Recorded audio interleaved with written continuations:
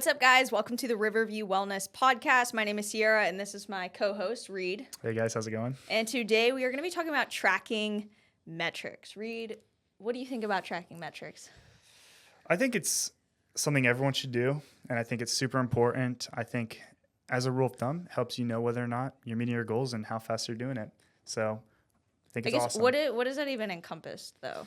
Well, there's a lot of things really in broad. life. Yeah, it is pretty broad. A lot of things in life can be considered under that kind of metrics umbrella. So I'm thinking mainly in terms of what we would talk about or what we would consider in this wellness sphere, tracking exercises and what you're doing for how many reps and sets and whatnot on what days. And then also in terms of like the dietary intake stuff, so calories, macros, so like proteins, fats, carbs. Yeah. That's mainly where I'm at when I think that. I guess you can go as nuanced as you want. There's a pretty deep rabbit hole, but that's kind of the big thing I think about. Yeah. Where do you think, do you think that there's a certain extreme to it and then there's a certain aspect that's like not enough? Like, where can people find that happy medium? Because I hear a lot of people who are like, I don't want to track my calories, that it messes with my head, it's super obsessive, or like the time that it takes to write down their exercises. Sure. And the weights that they're using, or just like, what are the extremes of it? How can you find a happy medium? Yeah, well, so the thing is, if you're not tracking them at all, it can be very easy to kind of get sidetracked from your goal. And what I mean by that is, if we want to talk about exercises first, if I don't know how many sets of a bench press I did for how many reps 2 weeks ago, and I do that exercise again this week, I'm kind of working off of this nebulous feeling idea. And especially if you've been lifting for a long time or you're a bit more experienced, your growth isn't as rapid as it is when you first start out. It's super hard to see what is like conventionally referred to as like the incremental growth side of things. And that's super important because if I'm tracking what I'm doing each week exercise-wise, then I can tell my bench press, I added 2 reps to this set, which means that I'm technically going up in weight and technically getting stronger over the long term. Now, obviously, you're right. Some people get very obsessive about that, and they'll record, I rested 59 seconds between this set. And I think there's a whole, there's definitely a minimum, which is what I think I'm advocating for here, which is to say everyone should track the stuff that's forgettable so that you can remember it over the long term, and then avoid going too deep and tracking information that isn't going to be relevant.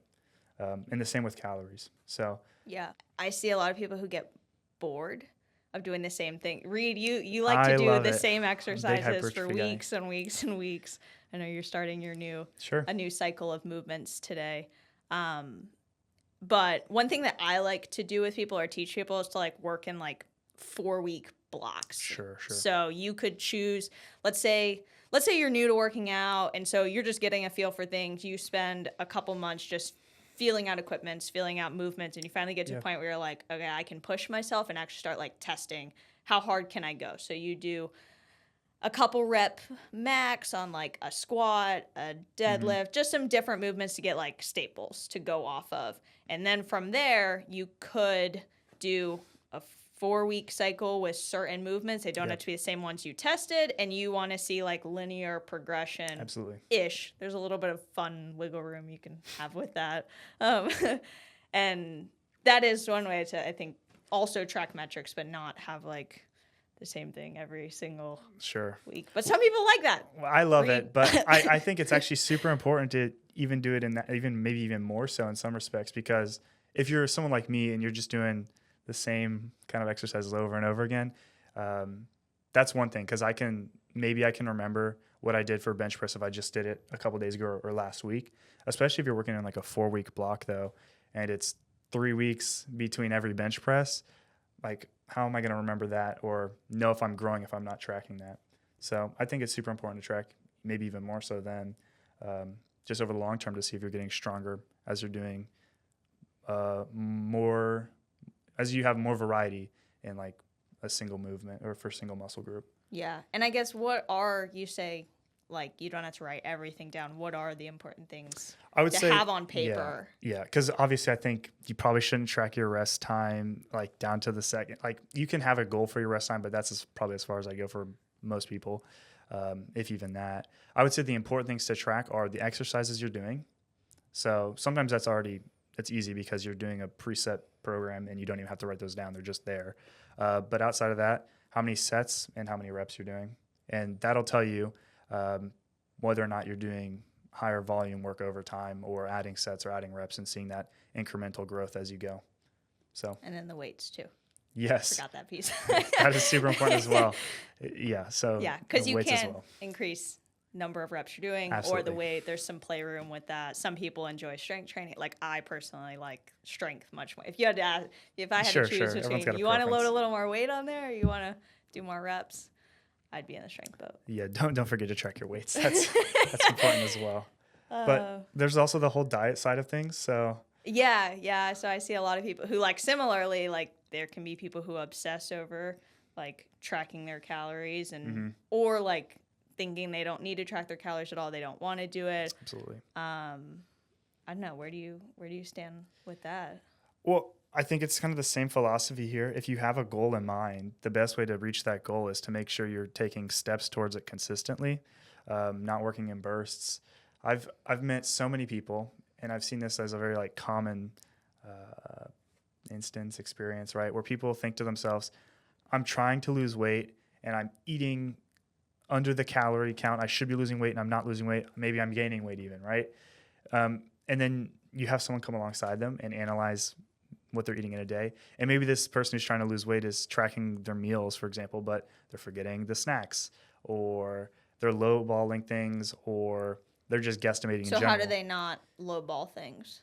Well, yeah, you can check the nutrition labels on what you're eating. You can measure things out. I think that is part of the thing. Using a scale. You have scales available to you. Big thing. Yeah, but really just taking into account that things accumulate over time and you can't skip the snacks you're eating between meals. The little chocolate bars. The little chocolate bars at your workplace, yeah. Yeah, they add up quickly. And I think also, like, what's so cool about even tracking your calories for a very short period of time is it teaches you about food. It teaches you macronutrients, how much protein, fat, carbs. There's so many people that don't actually get enough protein. Or even, like, I guess, let me take a step back. Like, what are the things that you should be looking at? Overall calories. Mm-hmm. Your macronutrients, that's your proteins, your fats, and your carbs. And then fiber. I like to see about 14 grams of fiber per 1,000 calories. It's super underlooked by a lot of people. Write that down. It's easy to skip, yes. Because most people don't want to eat their vegetables. Even like maybe doing a fiber supplement and some fruits and vegetables, like whole real food, whole grains, all that. And then what's the last thing? Sugar. Like to look at that too. Mm-hmm. Yeah, and I think that's another big step of it is understanding what you need to be tracking as well. In the same way, you got to know what to track for your exercises. It's important to know how to break down and track what you're eating as well, because exercise is great. It's super beneficial for you, but there's so much importance that is often forgotten about diet as well. I mean, you've heard it, like the most weight you're going to lose is going to be coming through your diet anyway. So a lot of people underestimate what they're eating and they over prioritize their exercise, but really it's like a balance you're trying to achieve here between the two of them. And the best way to do that, I think, is to have a basic understanding of how to track what you're doing with your life. These are very important things. They're things you want to be keeping track of over time. Yeah. So. Well, my favorite nutrition tracking app is Nutrition IX. Yeah, there's so many resources out there. MyFitnessPal is another that a lot of people use. Yeah, so there's resources for everyone to get started with, and it doesn't even hurt to start with a pencil and paper, I would say sometimes. That too, yeah. As long as you're getting stuff down consistently, I think that's the big barrier you got to overcome for a lot of people, building that habit of, I'm actually going to take a second now. And it's not hard.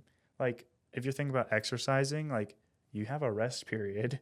You're just sitting there. Just write down what you just did. Jot it down. I did one set of 12 reps, Yeah. There's time in everyone's day. Maybe it's during the cooking process. Maybe it's right after you finish eating it takes a second. And even you could eat like the same. Some people don't like to eat the same thing every day. But like there has actually been, research done on like people who can eat the same thing relatively consistently tend to do a better job with weight loss and keeping that weight off. Yeah, I'm not surprised. So maybe you're not that person, but there is some value to it. You could track it once at the start of the week, and then you just rinse and repeat, and you don't have to worry about tracking it every day. Yeah, I think it's as simple as saying, for the most part, if you're trying to lose weight or you're trying to gain muscle, these are things that you should be tracking. and it'll help you in the long run regardless. Don't overthink it. Literally just write down what you're doing. If you've got to track stuff down to like the last decimal, it's probably too much. Yeah. But yeah, hit the big things at least. You should know what you're doing, and you should be able to answer like these questions on a surface level of how much you're eating or how much you're exercising.